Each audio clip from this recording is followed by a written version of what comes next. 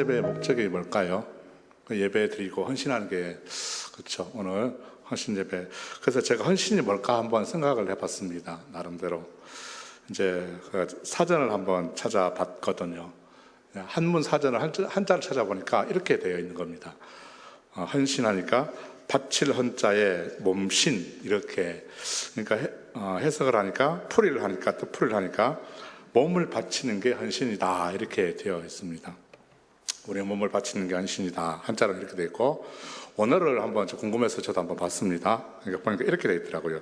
내다바라고, 이렇게 내다바라고 되어 있는데, 이 말은 이제 자원하다, 즐거이 드리다 라는 뜻을 가진 나다브라는 말에서 유래가 되었습니다. 헌신은 자발적인 행동이나 아낌없이 바치는 것을 말하고 있죠. 스스로 하는 것인데, 우리가 이제 자발적인 행동을 봉헌이라고도 합니다. 봉헌은 우리가 이제 예배 순서에도 봉헌 순서가 있잖아요. 오전에도 있었듯이, 그렇게 이제 봉헌은 우리가 예배 시간에 드리는 헌금을 드리는 순서가 이제 봉헌이라고도 이야기합니다. 봉헌이라는 말은 자신의 몸을 들여서 하나님께 봉사하거나 예배 드리는 일을 봉헌이라고 합니다. 그런데 이제 이때 하나님께 드려진 구별된 예물을 갖다가 봉헌물이라고 그러잖아요. 그죠? 그리고 이제 봉헌물에 해당하는 것들은 또 어떤 것들이 있을까요? 한번 살펴보면 봉헌물, 예물도 이제 헌금도 봉헌물이 되겠죠. 그뿐만 아니라 우리가 일상에서 쓰는 물건들, 이제 우리가 흔히 쓰는 물건들을 하나님께 드릴 때 봉헌물이 됩니다. 그리고 이제 사람도 포함이 돼요. 레위인. 레위인들은 어떤 사람들입니까? 우리가 잘 아는 대로 구별된 사람들이잖아요. 평생 하나님 전에서 하나님을 섬기도록 봉사하기 위해서 택함받은 사람들이 레위인입니다. 그리고 또 하나가 포함되는 게, 고대에는 이제 전쟁이 많았지 않습니까? 그래서 전쟁을 나가서 승리하면 전리품을 가져옵니다.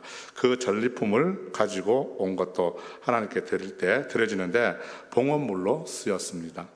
자, 이렇게 볼 때 이제 봉헌물은 하나님께 드리는 게 봉헌물입니다. 그런데 예물이든 또 우리의 몸이든 간에 하나님께 드리는 데 중요한 것은 어떻게 드리냐 하는 것입니다.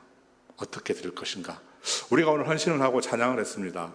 어떤 마음으로 하셨습니까? 또 여러분들께서는 이 시간 예배에 어떤 마음으로 오셨습니까?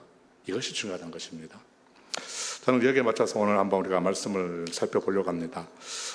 우리 마음을 또 즐겁게, 기꺼이, 그리고 스스로, 그리고 자원해서 드리는 게 헌신입니다. 하나님께 드릴 때 예물이든 우리의 몸이든 우리 모두가 여러분들이 즐겁게 드릴 수 있기를 바랍니다. 우리가 하나님께 드릴 때는 기쁘고 즐겁게 기꺼이 드릴 때 하나님은 우리의 헌신을 받으실 줄로 믿습니다. 이렇게 잘 나와 있는 것이 우리 성경책 보면 좋을 것 같습니다. 시편 110편 한번 3절을 한번 찾아보겠습니다. 이제 거기 보면 다윗의 시가 나오거든요. 다윗의 시인데 제가 읽어드리겠습니다. 주의 권능의 날에 주의 백성이 거룩한 옷을 입고 즐거이 헌신하니 새벽 이슬 같은 주의 청년들이 주께 나오는도다 그랬습니다. 이 시는 어떤 시냐면은, 이 110편의 시는 메시아가 오셔서 통치할 것을 선포하는 시입니다. 주님이 오시면은 주님께서 원수들을 굴복시켜 가지고 다스려 달라고 다윗은 기도를 하는 시거든요. 하나님께서 시온에서부터 주의 능력으로, 주의 능력의 날에 주의 백성이 그때 거룩한 옷을 입고 나온 겁니다. 그러면은 자진해서 주께 나아가게 되는데, 그들이 바로 새벽의 이슬 같은 주의 청년들이 나가게 됩니다. 주님이 오실 때는 모든 나라를 그때는 심판으로 오실 것이죠. 심판하실 것이고, 또 온 세상의 통치자들을 쳐가지고 죽일 것이니까 주님께서 당당하게 이 땅을 분명히 통치하실 것이다 하면서 이제 다윗은 메시아가 오셔서 통치할 것을 믿음으로 선포하는 시입니다. 주님이 오셔서 이 세상을 다스릴 때는, 그때는 언제냐? 주의 능력이 임하는 날이라고 합니다. 그런데 그때 주님께 나아가는 자들이 누구냐면은 새벽 이슬 같은 주의 청년들이 나가는 모습을 보게 되면은 거룩한 흰 옷을 입고 자진해서 주님께로 나아간다 그럽니다. 자진해서. 이 자진해서가 우리가 읽은 개역 개정 성경에는 즐거이 헌신하다라고 되어 있습니다. 즐거이 헌신하니. 그러니까 다른 성경들을 보면은 이것을 이렇게 번역했습니다. 오늘 제목에 있는 겁니다. 자진해서, 기꺼이, 그리고 스스로 즐거이 번역을 했습니다. 오늘 헌신 예배를 드리는 우리 남녀 선교회 회원들뿐만 아니라 또 이 시간 하나님께 예배 드리는 우리 모두는 하나님께 즐거운 그리고 마음과 기대하는 마음으로 나온 줄로 믿습니다. 예배를 통해서 우리는 하나님께 영광 드리고 또 하나님께 감사하면서 기쁘게 즐겁게 몸과 마음과 또 시간을 온전히 다 하나님께 드릴 수 있기를 바랍니다. 그래서 오늘 또 우리가 예배를 통해서 새 힘을 얻을 수 있길 바랍니다. 새 힘. 시편 110편 보면 이 시가 7절까지 있거든요. 다윗은 결론은 이렇게 얘기합니다. 길가의 시냇물을 마심으로 그의 머리를 드시리로다 그랬습니다. 길가에 있는 시냇물을 마시게 되면 그의 머리를 드실 것입니다. 이것을 현대인의 성경을 보게 되면 이렇게 얘기합니다. 그가 길가의 시냇물을 마시고 힘을 얻어서 의기양양하리라 이렇게 번역을 했습니다. 또 다른 성경에는 이렇게 번역을 합니다. 그분이 시냇물을 마시고 고개를 드실 것입니다. 공통점이 있죠. 승리를 표현하십니다. 이 땅에 주님이 오시면 의기양양하게 고개를 드시는 승리를 선포하고 있습니다. 저와 여러분의 인생에도 이렇게 주님이 오시면 우리 인생에 우리 삶은 승리할 줄로 믿습니다. 오늘 우리가 한 절을 읽었습니다. 2절 말씀인데요. 이 말씀은 어떤 말씀입니까? 드보라와 또 바락의 노래이죠. 이 노래가 어떤 노래인지 우리가 알려면 바로 위에 보면 우리가 알 수 있습니다. 성경책 보면은 4장 23절 24절 제가 읽어드리겠습니다. 이렇게 얘기합니다. 이와 같이 이날에 하나님이 가나안 왕 야빈을 이스라엘 자손 앞에 굴복하게 하신지라. 이스라엘 자손의 손이 가나안 왕 야빈을 점점 더 눌러서 마침내 가나안 야빈을 진멸했다 이렇게 기록을 합니다. 하나님께서 가나안과의 전쟁에서 이스라엘을 승리케 해주신 날입니다. 그리고 이 노래는 그것을 기념해서 드보라와 바락이 부른 승리의 개가죠. 얼마나 기쁜 노래겠습니까? 승리의 함성이 나오는 노래죠. 오늘 1절에 보면은 이렇게 얘기합니다. 이날에 드보라와 아비노함의 아들 바락이 노래했다 이렇게 기록을 합니다. 이 날은 언제입니까? 아까 말씀드린 것처럼 하나님이 가나안의 왕 야빈을 이스라엘 백성 앞에 패하게 하신 승리의 날이지요. 가나안을 멸망시킨 그날의 드보라 바락은 전쟁의 승리의 기쁨을 온 이스라엘 백성들과 또 함께 노래하고 있는 것입니다. 오늘 2절을 보시면 이렇게 얘기하죠. 이스라엘 영솔자들이 영솔하였고 백성이 즐거이 헌신하였으니 여호와를 찬송하라 이렇게 얘기합니다. 이것을 현대인으로 성경으로 보면 이렇게 번역을 했습니다. 여호와를 찬양하라. 이스라엘의 지도자들이 용감히 앞장섰고 백성들은 기꺼이 따라 나섰다 그럽니다. 영솔자들은 이제 우리가 방금 읽어드린 것처럼 이 현대인의 성경에서 이제 번역하고 있는 것처럼 우리가 알 수 있죠. 영솔자들은 지도자들을 말합니다. 그 지도자들을 말하는 것인데 지금 말씀대로 모양을 보게 되면 이렇게 됩니다. 지금 이스라엘의 지도자들이 앞에서 용감하게 앞장서서 나갑니다. 그리고 나서 백성들은 뒤에서 기꺼이 따라갔다 이야기합니다. 자, 이 기꺼이 따라 나섰다는 것은 어떤 표현일까요? 또 다른 말로 하면 이런 말일 수도 있겠죠. 망설임 없이 또 거리낌 없이 흔쾌히 그들을 따라 나섰다는 말입니다. 전쟁에서 승리하게 해주신 그 하나님께 나아갈 때는 먼저 그들의 제일 앞에는 누가 있었습니까? 영솔자들, 바로 용감한 지도자들이 있었습니다. 그리고 그 뒤를 누가 따라갔습니까? 백성들이 어떤 마음으로? 즐거운 마음으로 따라간 백성들이 있었지요. 즐겁게 따라가는 이 백성들의 모습에서 우리는 성경에서 다윗이라는 인물을 한번 찾아볼 수 있습니다. 하나님 앞에서 온 힘을 다해가지고 즐겁게 춤추었던 다윗이 생각납니다. 사무엘하 6장 우리가 잘 아는 말씀입니다. 다윗이 이제 이스라엘의 왕이 되고 나서 블레셋과의 전쟁에서 승리한 후에 하나님의 궤를 다윗성으로 다시 옮기게 되었죠. 그때 이제 여호와의 궤가 오베데돔의 집에서 다윗성으로 올라갈 때 그 궤를 맨 사람들의 행동이 있습니다. 6걸음 닦아니까 다윗이 소와 또 살찐 송아지로 제사를 드렸습니다. 하나님 앞에. 그 뒤에 다윗이 하나님 앞에서 힘을 다해 춤을 추는데 그때 다윗과 온 이스라엘 족속이 즐거이 환호하며 나팔을 불고 여호와의 궤를 메고 옵니다. 여호와의 궤가 이제 다윗성으로 막 들어올 때 사울의 딸 미갈이 창문으로 이렇게 내다봅니다. 다윗이 뭐 하고 있는가? 보니까 이 창문으로 내다보니까 다윗이 이제 춤을 추고 있는 겁니다. 근데 춤을 추고 있는 모습이 왕인데 그래도 좀 채통도 좀 지키지. 그런 것도 없이 품위도 없고 채통도 없이 하나님 앞에 춤을 추는데 어떤 모습으로 춤을 춥니까? 성경에서는 이렇게 얘기하죠. 여호와 앞에서 뛰놀며 춤을 추었다 하고 기록을 합니다. 그런 그 모습을 이제 본 미갈이 오늘 성경에서 이렇게 기록합니다. 심중에 그를 업신여기느니라 그랬습니다. 이런 마음을 갖고 있었어요. 미갈의 마음에는 아니 지금 왕이 채통도 없이 지금 뭐 하는 거냐고, 저게 뭐 하는 짓이야, 이렇게 생각을 했습니다. 그러니까 미갈이 이제 다윗을 맞으러 나와가지고 춤을 추고 있는 다윗에게 이렇게 말합니다. 아니 다윗 왕이 이렇게 여자들 앞에서 몸을 드러내면 됩니까? 하니까 다윗이 하는 말이 뭐예요? 이렇게 얘기하죠. 내가 이렇게 하는 것은 사람 앞에 하는 게 아니다. 하나님 앞에서 한 것이다. 하나님께서 나를 이스라엘의 주권자로 삼으셨으니까 내가 여호와 앞에서 뛰놀 것이다. 그러니까 내가 이보다 더 낮아져서 내 스스로 그런 내 모습이 천하게 보일지라도 나는 사람 앞에 신경 안 쓴다고 이렇게 얘기를 합니다. 하나님 앞에 춤을 추는데 사람 앞에 어떤 모양으로 추하게 보일지라도 나 그런 거 신경 안 쓴다는 겁니다. 옷이 벗겨지든 뭐가 하든 그렇게 얘기를 하죠. 자, 전 여기서 한번 생각해 보기 원합니다. 저와 여러분은 하나님의 백성인 줄로 믿습니다. 아닌가요? 저와 여러분은 하나님의 백성인 줄로 믿습니다. 예. 죄인을 구원해 주신 그 하나님은 독생자 예수님을 십자가라는 그 무시무시한 사형틀을 지게 하셨습니다. 그리고 군병들은 어떤 짓을 했습니까? 자, 조롱하고 또 침뱉고 자기들끼리 막 장난치고 그랬습니다. 그런 가운데 예수님은 어떠셨을까요?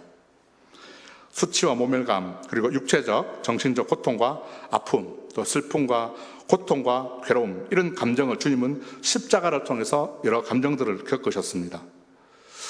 그 고통 가운데서도 우리 예수님께서는 아버지께 순종하며 죄인들을 향해서 용서하셨어요.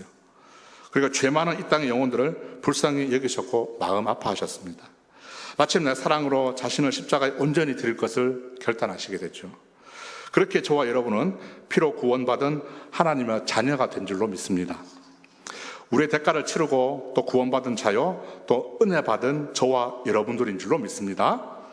여러분들에게는 이런 엄청나고 귀한 사랑의 구원의 감격이 있으십니까? 아니면 시간이 오래돼서 감각이 무뎌지고 첫사랑의 기억이 가물가물해지게 되었습니까? 하박국 3장에는 하박국의 찬양이 기록되어 있습니다. 하박국은 악이 선보다 더 낫느냐라는 질문을 우리에게 던져줍니다. 그에 대한 답은 뭐죠? 로마서처럼 의인은 믿음으로 말미암아 살리라가 답입니다. 욥기서도 보게 되면 의인이 당하는 시련에 대해서 말을 하고 있습니다.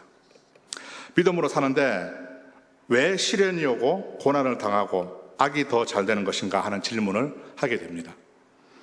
예수님 믿는데, 교회 다니는데 왜 저 집안은 저럴까? 참 착하고 예수 잘 믿고 사는데 왜 저렇게 안 되고 저럴까? 이런 겁니다.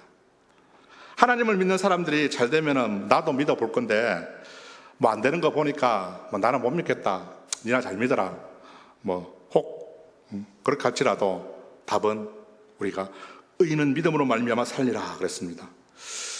구약의 성경의 전반적으로 우리가 보게 되면 믿음으로 인해서 구원받는다는 구약 전체에 이게 증거가 나타나고 있거든요. 다윗도 그렇고 우리가 출애굽기를 봐도 창세기를 봐도 왕들의 이야기를 봐도 사사기를 봐도 구원은 믿음으로 말미암아 산다는 것은 성경에서 확실히 우리가 잘 볼 수 있습니다. 그 중에서도 가장 잘 보여지는 것이 하박국서입니다. 오늘 하박국서를 보게 되면은 믿음으로 구원을 얻는다는 것이 가장 확실하게 명확하게 잘 드러납니다. 하박국은 니느웨가 이미 멸망하고 유다의 왕 요시야가 임기 말년에 하박국이 이 하박국서를 기록을 합니다. 하박국은 어떤 이야기냐면 한마디로 얘기하면 이겁니다. 남유다가 망할 것이다. 그러나 남은 자는 하나님이 구원하신다. 이런 하나님의 메시지를 선포하는 것입니다. 하박국이 하나님의 구원을 확신하면서 믿음으로 찬양하죠. 그 찬양이 바로 오늘 우리가 너무나 잘 아는 찬송으로 기쁘게 찬양하는 3장 17절에서 19절까지 말씀입니다. 사실은 이 말씀은 슬픈 노래입니다. 그렇게 기쁜 노래가 아닙니다. 근데 우리가 기쁘게 부르는 것이죠. 17절에 보면 이렇게 갑니다. 비록 무화과 나무가 무성하지 못하며 포도나무에 열매가 없으며 감람나무에 소출이 없으며 밭에 먹을 것이 없으며 우리의 양이 없으며 외양간에 소가 없을지라도 어떻다고 합니까? 18절에 보니까 이렇게 갑니다. 나는 여호와로 말미암아 즐거워하며 나의 구원의 하나님으로 말미암아 기뻐하리라. 다 기뻐하겠다 이렇게 고백을 하거든요. 또 19절에 보니까 그래서 결론은 그러므로 주 여호와는 나의 힘이시라고 고백을 합니다. 하나님이 나의 힘이 되십니다. 주 여호와는 나의 힘이시라. 나의 발을 사슴과 같게 하셔서 나를 높은 곳에 다니게 하실 것이다. 이렇게 고백을 하는 것이죠. 하나님을 향해서 믿음으로 살겠다는 이 확고한 믿음의 불굴의 의지의 고백을 우리가 볼 수가 있습니다. 하박국은 이 세상을 하나님이 주관하셔서 하나님의 뜻대로 이끌어 가시는 하나님의 섭리와 이 계획을 하박국은 깨닫습니다.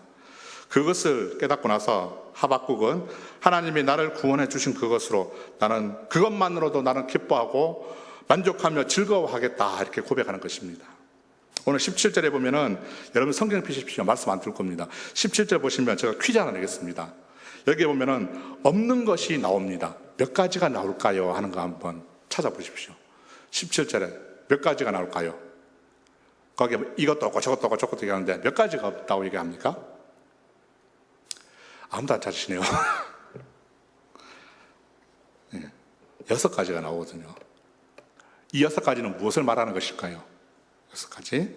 무화과 나무, 포도나무도 없고 감람나무도 없고 식물도 없고 양도 없고 소도 없습니다. 이런 6가지. 이런 것들은 그들에게 정말 중요한 겁니다. 양식일 뿐만 아니라 생계를 이어갈 삶의 전부라는 것입니다. 제사도 드려야 되고 팔아가지고 생계도 유지해야 되고 뭐 이런 것들인데 하박국은 지금 남유다가 망하게 될 것이라고 선포합니다. 그들은 포로 생활로 인해서 생활의 전부를 다 너희들은 잃어버리게 될 것이다 이렇게 얘기합니다. 그렇지만 비록 나에게 있는 모든 것을 잃어버리고 삶의 터전까지도 위협을 받는 그런 최악의 조건 속에서도 나는 어떻게 해요? 실망하지 않겠다는 겁니다. 또 주저하지 않겠다, 포기하지 않고 넘어있지 않겠다는 것입니다. 그럴 수 있는 이유가 무엇입니까? 18절입니다. 고백처럼 하나님께서 이미 나에게 구원을 베풀어 주신 그 구원을 확신하고 있습니다. 하박국은 하나님이 나를 구원해 주셨는데 이미 나는 그것을 확신한다. 하나님이 나를 분명히 구원해 주실 것이다 이겁니다. 그뿐만 아니라 하박국은 하나님을 온전하게 믿고 있습니다. 100%. 19절에 보면은 주 여호와는 나의 힘이시라 그랬습니다. 다윗의 믿음의 근원, 출발점이 바로 이겁니다. 주 여호와로부터 나오는 힘입니다. 그것으로 인해서 살아갈 수 있다는 겁니다.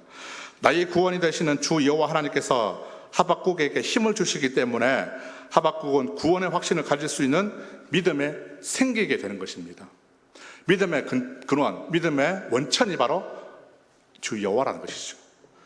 그래서 하박국은 포로 생활로 인해서 내 삶의 전부를 다 잃어버려가지고 내가 빈털터리가 될지라도 내가 최악의 상황이 될지라도 삶의 터전을 다 잃어버린 상황에서도 그는 하나님이 나를 구원해 주신 것만으로 나는 만족하겠다.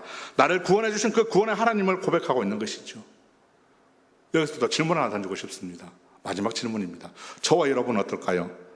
여러분들은 이런 고백을 할 수 있으시겠습니까? 내 고백은 나는 이렇게 할 수 있을까? 아니 나는 못하겠어요. 안 당해봐가지고. 아니면 나 할 수 있습니다. 생각되십니까? 하박국은 믿음만을 기뻐하고 하박국은 하나님만을 기뻐하고 또 즐거워할 것이라고 그랬습니다. 왜냐하면 말씀드린 것처럼 여호와 하나님이 나의 구원이 되시기 때문이라 그랬습니다. 나의 구원이 되시는 주 여호와 하나님께서 나의 힘이 되시기 때문에 지금 내가 처한 상황을 바라보는 것이 아니라 오히려 그 최악의 상황에서도 하나님이 어떻게 해요? 나를 구원해 주실 것을 믿으면서 기뻐하며 감사하며 즐거워하며 믿음으로 살겠다고 고백을 하고 있습니다. 이런 믿음의 고백이 저와 여러분의 고백이 될 수 있기를 바랍니다. 나에게는 은금은 없지만은 예수 그리스도의 이름이 있지 않습니까? 나에게 있는 것을 너에게 주노니 곧 예수 그리스도 이름이 우리에게는 있는 줄로 믿습니다. 성도에게는 무엇이 있습니까? 구원의 능력의 이름, 그 구원의 이름을 가지고 있는 줄로 믿습니다. 에베소서 2장 8절에 이렇게 말씀하고 있습니다. 너희는 그 은혜에 의하여 믿음으로 말미암아 구원을 받았으니 이것은 너희에게서 난 것이 아니요 하나님의 선물이라 그랬습니다. 여러분들 선물 잘 받으셨죠? 안 받으셨습니까? 하나님의 선물, 그 구원의 믿음의 선물 잘 받은 줄로 믿습니다. 하나님께서 저와 여러분에게 선물로 주신 그 귀하고 보배로운 믿음을 가지고 또 우리에게 허락하신 삶을 믿음으로 살아갈 수 있기를 바랍니다. 믿음은 교리가 아닙니다. 또 믿음은 이론이 아닙니다. 그럼 믿음은 뭘까요? 하나님께서 우리에게 허락하신 삶에 적응해야 되는 실천이자 삶을 통해 증거해야 할 실체라는 것을 꼭 기억하시면 좋겠습니다. 오늘 헌신 예배를 드리는 남녀 선교회원뿐만 아니라 우리 모든 성도님들이 구원의 하나님으로 인해서 기뻐하고 즐거워하며 기꺼이 자원해서 하나님과 아름다운 교제를 통해서 또 우리의 모든 인생들이 여호와로 말미암아 새 힘을 얻을 수 있기를 바랍니다. 그래서 고난의 환경, 연단의 환경, 시련의 환경, 어떠한 환경이 우리에게 닥쳐올지라도 우리는 온전한 믿음으로 살아갈 수 있기를 주님의 이름으로 축복합니다.